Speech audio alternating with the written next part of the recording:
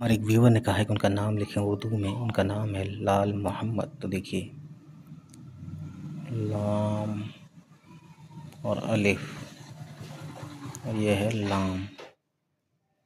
इतना हुआ लाल और ये हुआ दोस्तों, नीचे लिखते हैं मीम बड़ी है और मीम और ये दाल।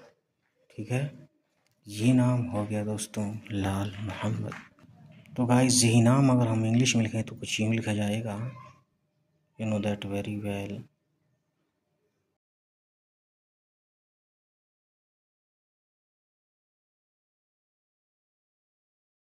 कुछ यूँ नाम लिखा जाएगा दोस्तों। चलिए फिर अपना भी नाम कमेंट करें और हमें बताएं कि आपका क्या नाम है। हम ज़रूर लिखेंगे, थोड़ा टाइम लग जाएगा लेकिन लिखेंगे ज़रूर। चलिए मिलते हैं, खुदा हाफ़िज़।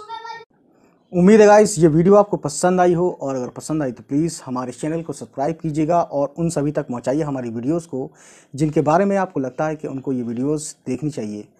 चलिए फिर मिलते हैं आपसे, हमारी होगी नेक्स्ट किसी वीडियो के साथ मुलाकात। तब तक खुश रहें, आबाद रहें, बाय बाय, टेक केयर।